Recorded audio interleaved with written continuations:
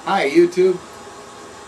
Last night I was watching a video, Johnny Carson, some of his moments from the Tonight Show from the 70s and the 80s, and it got me to thinking that I was one of those people as a teenager growing up that fantasized about wanting to host the Tonight Show.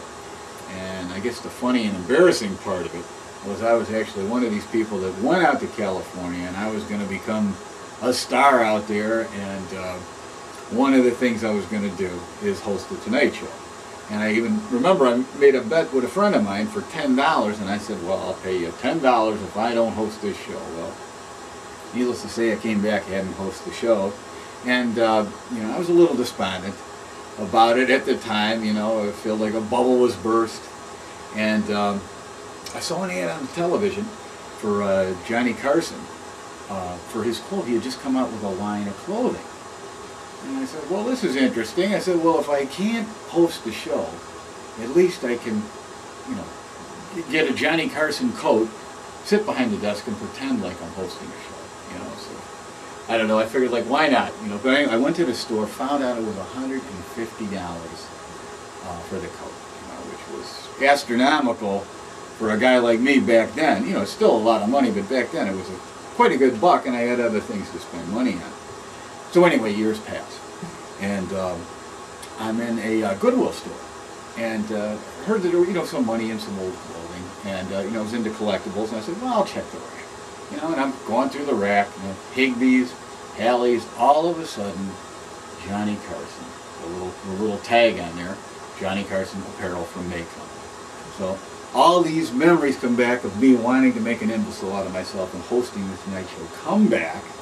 And I decided to get the coat. Don't even care if it fits, you know. And I get home here and I'm like all excited.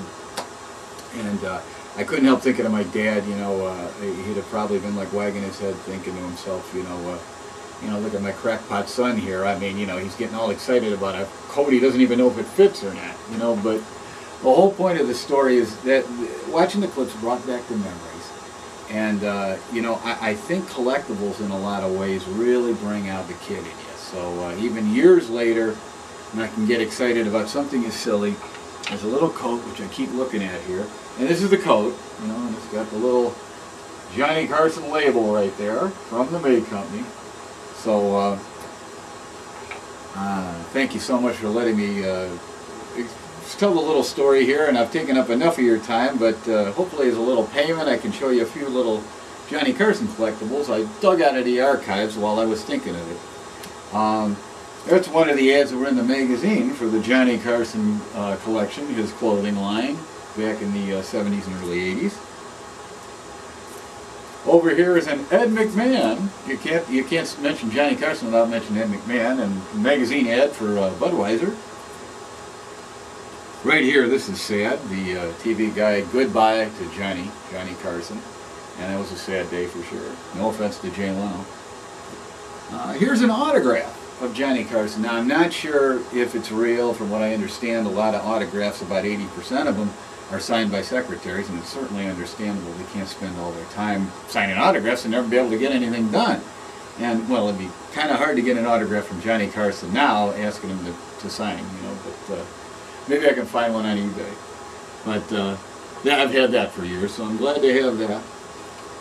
We got the Tonight Show, the record album that was put out, 2-record set with a poster.